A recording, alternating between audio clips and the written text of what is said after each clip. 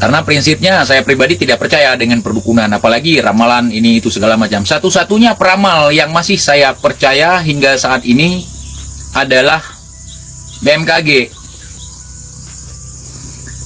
Ya, kalau seandainya pawang hujan itu ada, bisa memindah-mindahkan mendung kemana saja, tentu ketika ada permasalahan di sebuah daerah yang sifatnya adalah kekeringan, pawang hujan bisa menghadirkan hujan di tempat yang dilanda kekeringan. Jangan sampai masyarakatnya gagal panen.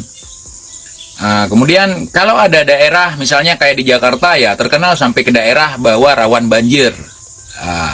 Itu kan bisa dikondisikan oleh pawang hujan. Ada berapa ratus orang pawang hujan di seluruh Indonesia tersebar, paling banyak di Pulau Jawa. Kenapa ketika curah hujan, intensitas curah hujan ekstrim ya di sebuah... Halo Sobat Fakta, Bang Pin ketemu lagi dengan Bang Pin yang terus mengabarkan fakta viral seputar selebritas tanah air yang terus saja bikin berita, dan dengan berita mereka tetap eksis di ranah media. Konflik terus bergeser. Jika sebelumnya pesulap merah dengan Samsudin, kemudian pesulap merah dengan Asosiasi Dukun, dan kini pesulap merah dengan Rara Pawang Hujan. Kita harus tahu, di dunia media sosial memang ada istilah panjat sosial atau pansos.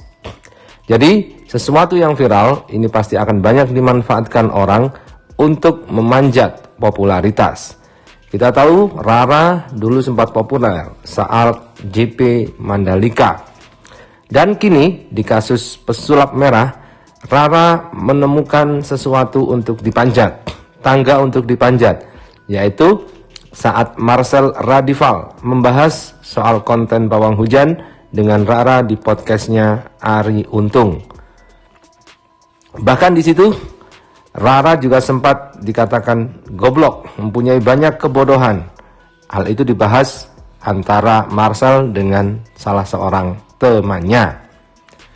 Nah, karena itulah kemudian Rara Pawang Hujan ini mensomasi Marcel Radival. Somasi 3 kali 24 jam untuk minta maaf kepada Rara. Jika tidak, akan dilaporkan ke kepolisian. Nah, untuk itulah TIJ, salah seorang paranormal dari Aceh, berbicara lantang membela Marcel Radival dan menyerang Rara Pawang Hujan yang kemarin tampil di podcastnya si Dr. Richard. Nah, bagaimana ceritanya, bagaimana kisahnya? Yuk kita simak saja kupas tipis-tipis fakta Bang Pin kali ini. Like, subscribe, dan komennya ditunggu, dan jangan lupa selalu ada doa dalam setiap lentikan jarimu.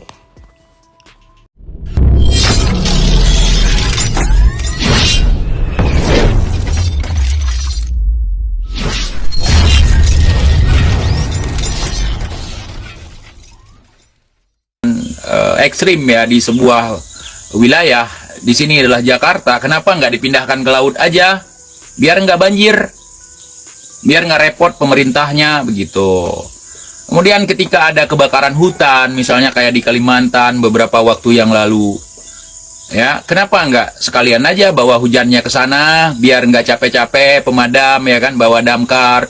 Nah, itu ribet sekali. Jadi saya katakan bahwa ilmu kalian adalah sampah. Ya, ilmu kalian adalah sampah.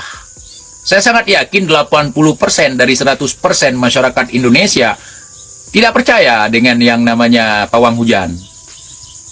Buktinya lapangan Mandalika tergenang air waktu Mbak Rara muter-muter panci, ya kan? Iya.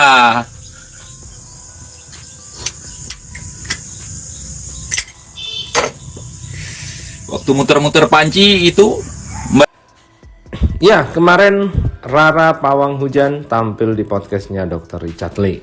Banyak kejanggalan memang di situ, dan seperti yang dikatakan oleh pesulap merah bahwa Rara ini adalah stand up comedy. Omongannya banyak yang ngelantur, sehingga Dr. Richard Lee pun terpancing untuk menjebak Rara dengan 500 juta.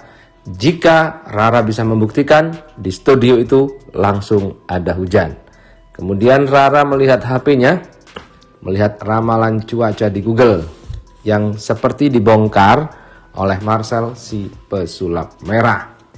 Dan berikut ini adalah tanggapan TIJ, Tuku Iqbal Jonak, seorang paranormal Aceh tentang pawang hujan.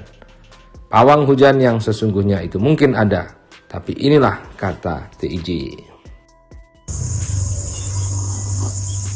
Karena prinsipnya saya pribadi tidak percaya dengan perdukunan, apalagi ramalan ini itu segala macam. Satu-satunya peramal yang masih saya percaya hingga saat ini adalah BMKG.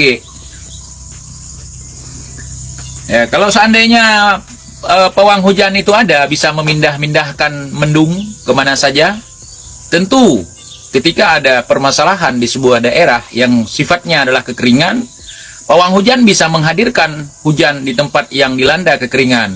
Jangan sampai masyarakatnya gagal panen. Kemudian kalau ada daerah misalnya kayak di Jakarta ya, terkenal sampai ke daerah bahwa rawan banjir. Itu kan bisa dikondisikan oleh pawang hujan. Ada berapa ratus orang pawang hujan di seluruh Indonesia tersebar, paling banyak di Pulau Jawa. Kenapa ketika curah hujan, intensitas curah hujan ekstrim ya di sebuah wilayah, di sini adalah Jakarta, kenapa nggak dipindahkan ke laut aja, biar nggak banjir, biar nggak repot pemerintahnya begitu. Kemudian ketika ada kebakaran hutan, misalnya kayak di Kalimantan beberapa waktu yang lalu, ya kenapa nggak sekalian aja bawa hujannya ke sana, biar nggak capek-capek pemadam ya kan, bawa damkar. Nah, itu ribet sekali. Jadi saya katakan bahwa ilmu kalian adalah sampah. Ya, ilmu kalian adalah sampah. Saya sangat yakin 80% dari 100% masyarakat Indonesia tidak percaya dengan yang namanya pawang hujan. Buktinya lapangan Mandalika tergenang air waktu Mbak Rara muter-muter panci, ya kan? Iya.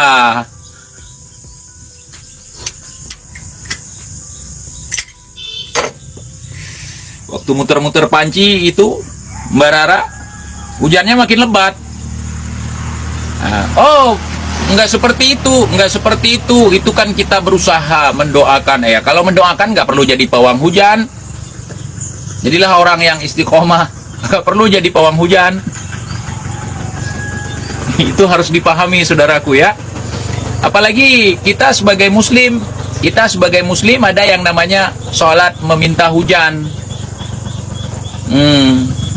Jadi kalau kalian menggunakan jasa pawang hujan, mungkin sholat itu tidak berlaku lagi. Makanya saya nggak mau memperlakukan pawang hujan, nggak mau percaya kepada pawang hujan. Saya cenderung lebih percaya bahwa alam semesta ini ada sang penciptanya, dan dalam mengelola alam semesta ini tentu ada tata cara sesuai dengan